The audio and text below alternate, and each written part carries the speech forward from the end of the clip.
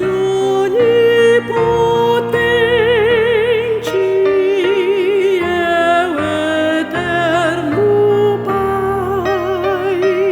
nome é Eduardo Chaves e eu estou falando para o canal Hinologia Cristã. Hoje vou falar um pouco sobre o maestro Jonas Christensen. Qual é a informação que eu tenho sobre Jonas? Eu convivi com o Jonas durante 3 anos, diariamente, no Instituto José Manuel da Conceição, uma escola presbiteriana, um internato que existia em Jandira, estado de São Paulo. E ali nós fizemos o curso clássico juntos, na mesma classe, na mesma turma, nos formamos em 1963. Então, de 1961 a 1963, eu conheci o Jonas e convivia com ele diariamente. Em 1962, nós vivemos no mesmo quarto. A escola era um internato, eu tinha um dormitório com quartos de 1, 2 ou 3 pessoas. Então, em 62, a gente conviveu no mesmo quarto, ao lado do quarto que era do irmão do Jonas, Josué Christensen, e de Valdemar Marques, que também era um grande talento musical na época, prometia muito, um barítono sensacional. Nesse ínterim, eu morava fora da minha casa, eu me tornei muito amigo da família do Jonas, de Dona Nair. A mãe dele se tornou quase que uma mãe distante de casa para mim. Cantei no coral da então 5ª Igreja Presbiteriana de São Paulo, em Osasco, hoje 1ª Igreja Presbiteriana de Osasco, durante todo esse período que eu convivi com o Jonas no Instituto JMC. Durante esse período, o Jonas era o regente, o maestro do coral da Igreja Presbiteriana Independente de Osasco, da qual era pastor o reverendo João Euclides Pereira, que era professor de História nosso no Instituto JMC. Ficamos muito amigos, saímos muito para assistir concertos no Teatro Municipal. Ele me levou para cantar no coral Johann Sebastian Bach em São Paulo, no qual ele cantava, às vezes regia. Participamos de excursão com o coral da Igreja Presbiteriana Independente de Osasco. Fomos para Curitiba uma vez, cantamos na Igreja Presbiteriana Independente de Curitiba, cantamos na televisão local. Cantar na televisão naquele tempo, 1962, 63, era uma coisa rara e a música era ao vivo, ela não era pré-gravada, de modo que qualquer erro que porventura acontecesse, qualquer coisa não planejada, era captada na filmagem. Então, nos tornamos muito amigos até 1963, quando nos formamos, e daí cada um seguiu por seu lado. Eu acabei indo para os Estados Unidos, fiquei mais de 7 anos fora do Brasil sem convivência com ele. O Jonas era, na minha modesta opinião, um gênio musical. Ele cantava muito bem, tinha uma voz de barítono muito boa, sonora, afinadíssima. Ele era regente, ele tocava órgão, compunha, arranjava. Foi uma lástima que a Igreja Evangélica Brasileira, em geral, e a Igreja Presbiteriana Independente em particular, o tenha perdido tão cedo. Eu me lembro que talvez a principal característica dele, além das características técnicas de uma voz excelente, uma afinação perfeita, de tocar, de fazer todas essas coisas com a música, era o entusiasmo que ele demonstrava ao fazer qualquer atividade ligada com a música. Como regente, maestro do coral da Igreja Presbiteriana Independente de Osasco, ele era extremamente querido porque ele conseguia extrair das pessoas, às vezes ficando irritado, às vezes elogiando, às vezes incentivando, às vezes cantando junto, o melhor que a pessoa conseguia dar com a sua voz. Todo mundo adorava o Jonas como regente e o coral da IPI de Osasco naquela época era um coral famoso, bem conhecido, dava audições corais em várias igrejas da capital e, como eu mencionei, até fora da capital.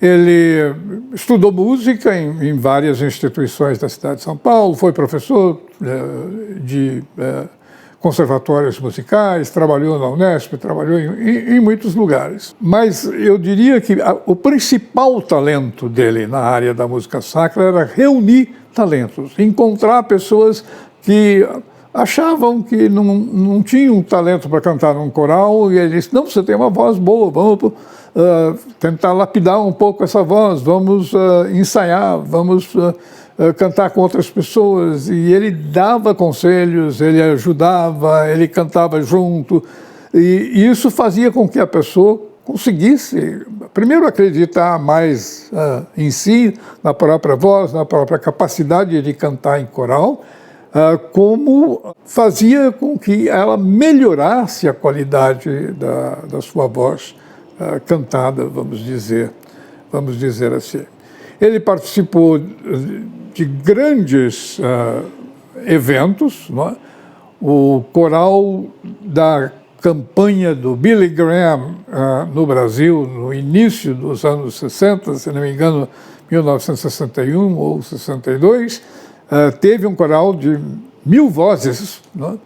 Que foi regido pelo maestro João Faustini. Mas o Jonas era a mão direita do Faustini, escolhendo as músicas com ele, levando partituras para corais da região de São Paulo, para que corais da região de São Paulo pudessem ensaiar, cada um na própria igreja, cada um com seu próprio regente ou maestro, e chegávamos no dia das campanhas, foi quase uma semana no estádio do Pacaembu, lotado.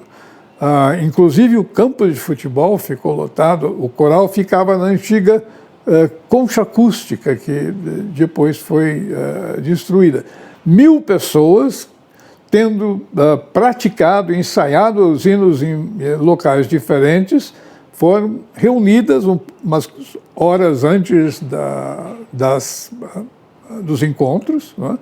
E passavam-se os hinos que seriam cantados, e saía uma coisa fantástica. Eu me lembro cantando todas as noites lá, a sensação não só de importância que dava para a gente estar num evento daquele quilate, era a primeira vez do Billy Graham no Brasil, mas a emoção, né, que a gente tinha de poder estar participando de um evento daquela qualidade.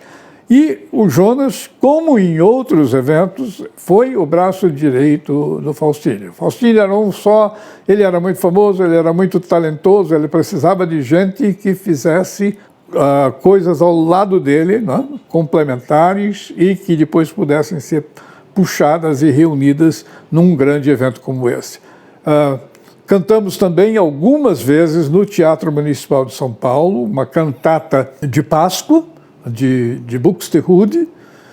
Cantamos uma época de Natal, audição de Natal, né? Era um precursor do que veio a ser o coral evangélico, só que ele era meio que ad hoc, precisa fazer um evento desse porte, então reúnem-se corais da cidade inteira, distribuem-se as partituras, se ensaiam os hinos a serem cantados e depois se reúne, e a coisa, por incrível que pareça, saía apenas com 1-2 horas de ensaio antes do momento crucial da apresentação. E o Jonas Christensen era a pessoa-chave, a mão direita, o cara que fazia as coisas que Faustini não podia fazer porque ele era um só, né? O Jonas também era um só, mas junto do Faustini se formavam uma dupla extremamente produtiva. Eu me lembro de várias ocasiões, naquela época, não sei hoje, havia um concerto no Teatro Municipal toda sexta-feira. Né? E às vezes a gente estava na escola às 6 horas da tarde e vinha o Jonas correndo esbaforido, dizendo: olha, hoje nós temos que assistir o concerto no Teatro Municipal de São Paulo, porque vai ser a 9ª Sinfonia de Beethoven, o Faustini vai estar lá, ele já está em São Paulo, etc, etc, etc. Ele arrumou bilhetes para a gente, e o trem levava 1 hora para chegar a São Paulo, naquela época de Jandira até a estação Roosevelt. E a gente descia correndo em São Paulo, corria para o Teatro Municipal, e essa nona sinfonia de Beethoven, eu me lembro, nós sentamos numa galeria lá em cima do Teatro Municipal, junto do Faustini, e ficou eletrificado, né? Foi a sinfonia e coral. O Faustini desabou chorando de emoção, e todo mundo acabou chorando de emoção ao ver aquilo. Então são coisas que, por exemplo, fazem parte da minha vida e que eu nunca vou esquecer, que aconteceram por causa da minha amizade, o meu coleguismo com o Jonas. Então eu acabei tendo mais amizade com o professor Faustini, porque o Jonas era amigo dele e eu era amigo do Jonas. E sou muito grato em minha vida por essa experiência, por essa vivência que me pôs na trilha de cantar em corais, e cantei em vários depois, por causa da experiência ganhada lá no JMC, no coral da Igreja Presbiteriana Independente de Osasco, hoje, né? Na época, 5ª Igreja Presbiteriana Independente de São Paulo. Se não tivesse morrido tão cedo, o Jonas certamente teria sido um nome ainda maior do que foi. Ele é bastante conhecido no mundo da música sacra brasileira, mas certamente teria deixado uma marca ainda muito maior. E essa é uma lástima que a gente lastima que aconteceu, mas não pode fazer nada, não?